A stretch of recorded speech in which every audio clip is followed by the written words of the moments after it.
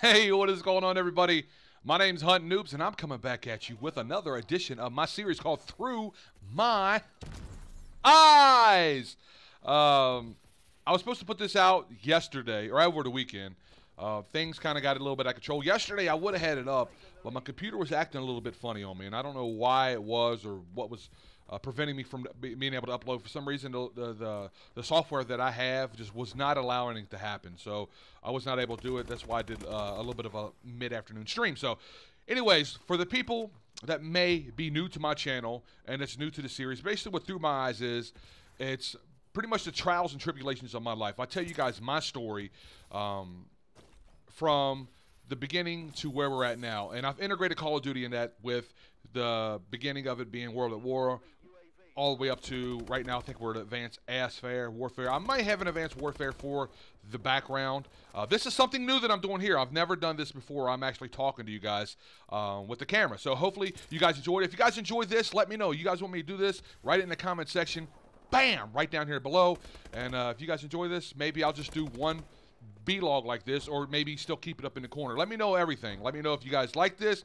Let me know if you guys want it in the up in the corner, or do you want me just to have the straight picture just like this, what you guys are looking at now.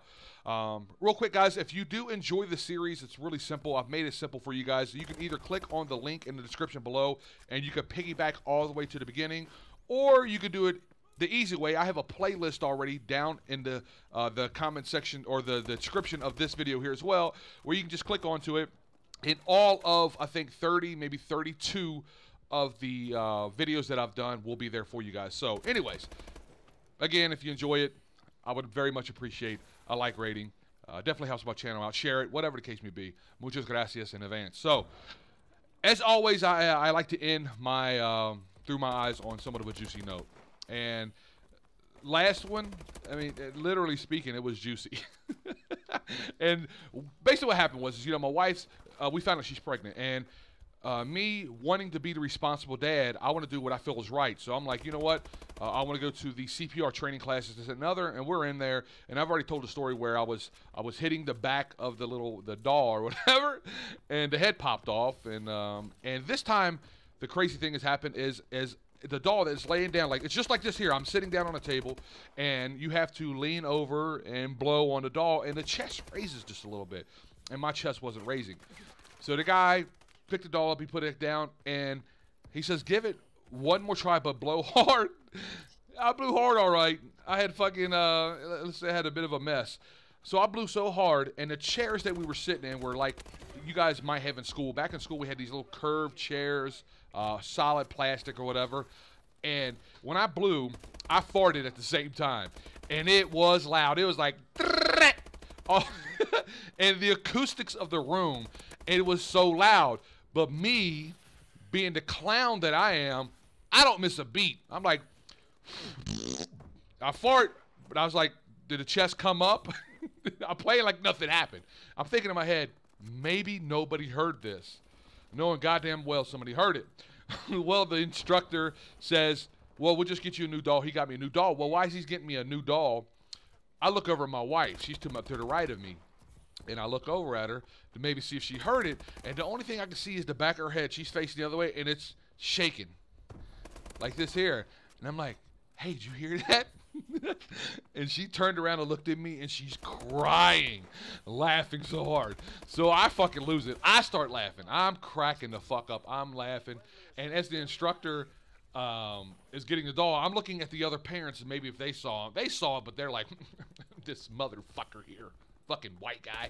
But they were all white people, but it was like a really bunch of rich fucks, what it was. And the guy, as he's getting the doll, he looks back at us and says, is there a problem, guys? And I'm like, no, we're good. Just give me a second. We're good. And so we were good, man. But that was just one of the funny, embarrassing moments that happened to me, man.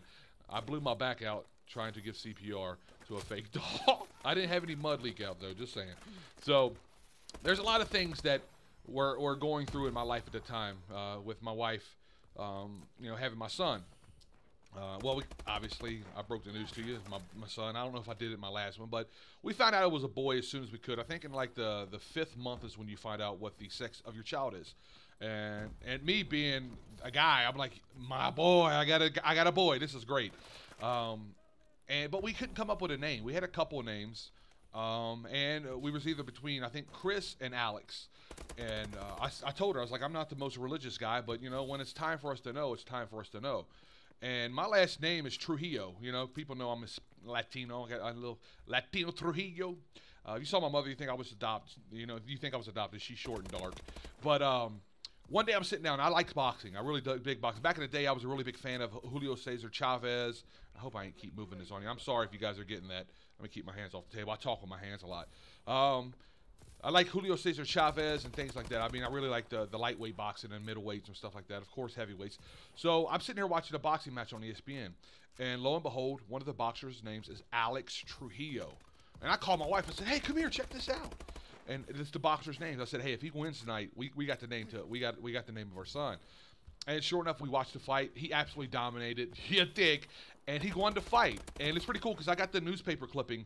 I wish I had it here with me. That's something I could probably integrate to you guys. And that'd be something pretty cool. I could start showing you guys pictures and things like that. I don't know. Let me know if you guys want to see that too. But I have the newspaper clipping of him winning the fight, which is pretty awesome. So we took that out. I went and got the newspaper the next day, took out the newspaper clipping and kept it. And that's how my son got his name, Alex Trujillo, which is a pretty cool story. I hope you guys enjoy that. So, like I said, man, a lot of things were changing. You know, obviously with my wife, with us, we're still trying to get, you know, our life together and things like that. And just trying to make sure everything's right for him. Because as you guys know throughout this story, that wasn't the case for me, man. I had a very shitty life, to say the least. My wife, she didn't. So luckily for me, she was able to show me what to do and what not to do. But still, at the end of the day, it's still a learning process. You know, just staying busy working and, you know, staying out of trouble off of probation and making sure my wife was okay. That was pretty much my goal for the next 8 months, or a couple months after that, because 5 months, or 3 months. 5 months is when you know the sex. 3 months. Anyways, so as we're going into the OBGYN, which is the guy that, you know, checks the wife, makes sure everything's okay, you know, checks her every week, whatever. Sometimes he has to poke and push, and which is no problem. I mean, that's how it is. But what drove me crazy about this guy is every time I came with my wife, and I went every time she was supposed to for a doctor visit, I missed, you know, I was a little late for work, whatever. I wanted to take part in every second of this experience.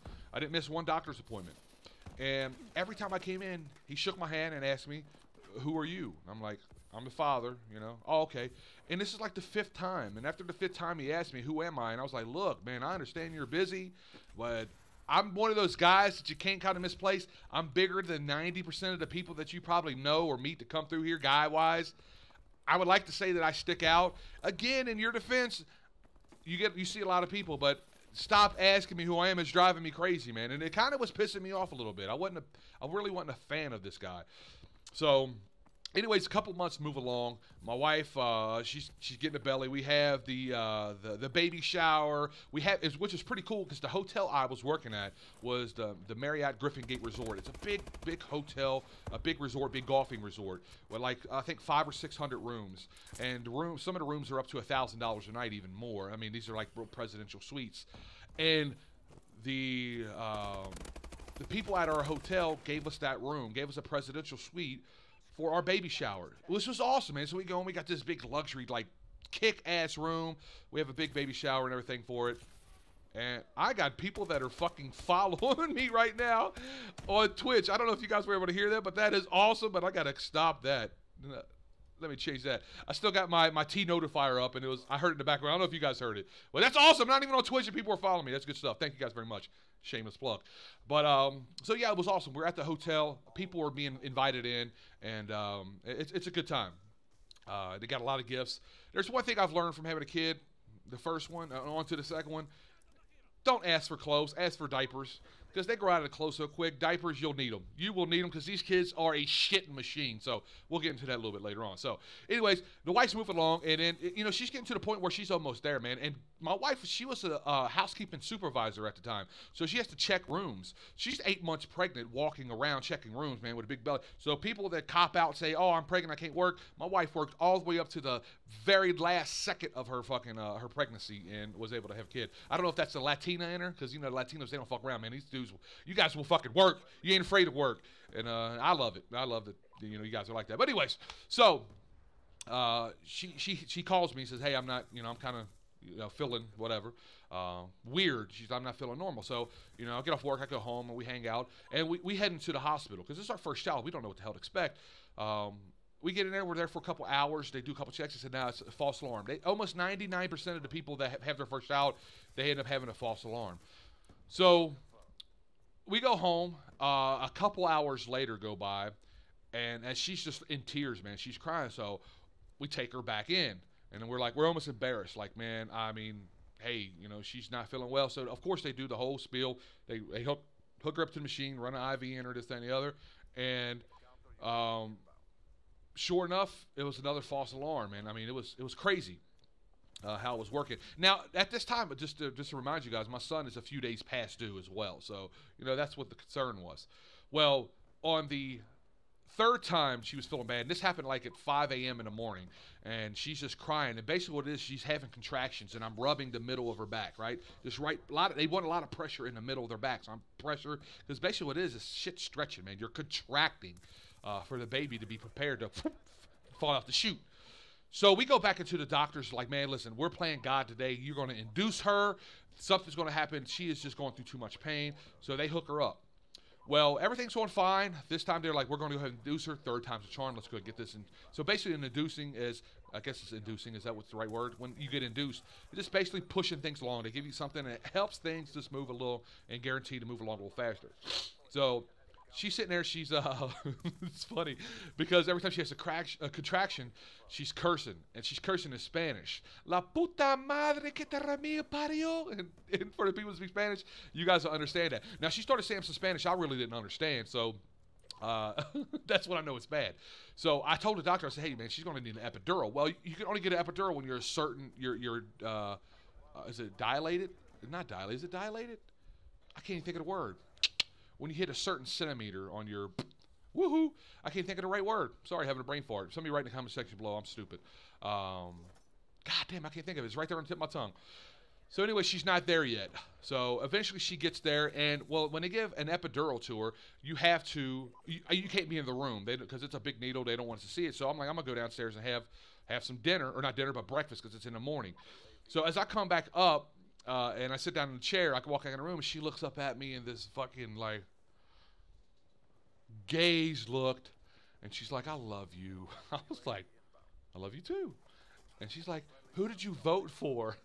I was like, "Fuck are you talking about? Who did I vote for?" She's like, "Yeah, what president did you vote for?" And I looked at the doctor, I said, "Can I get a dose of that? Can you give me a little, here, let's get this puppy going." But no, she was out of it, man. She really was.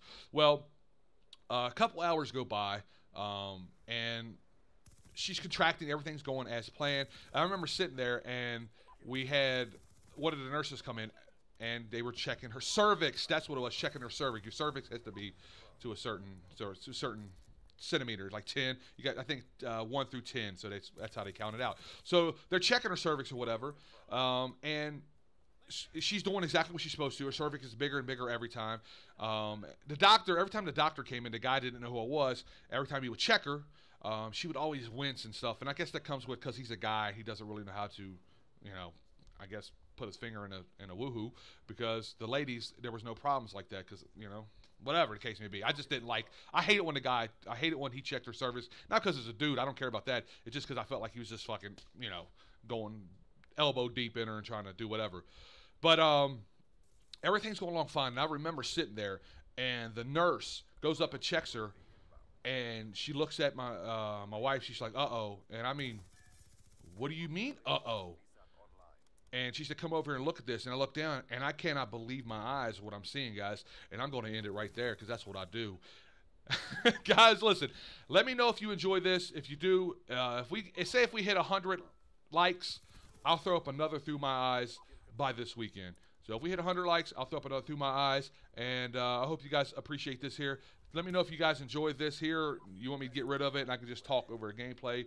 I could do that as well. What I think I'm going to do is probably put this up in the corner of a gameplay. I think that's going to be ideal. I think I got some Advanced Warfare where me and the fighting robot just go off on this lobby. So, again, I hope you guys enjoyed the gameplay. If you did, please feel free to hit that like button, share all that fun stuff. With that being said, it's your boy Hunting Noobs. I'm out this bitch. Deuces. Get wrecked, son. Woo! You can't tell me you don't like this in person, man. This is where it's at. You dick.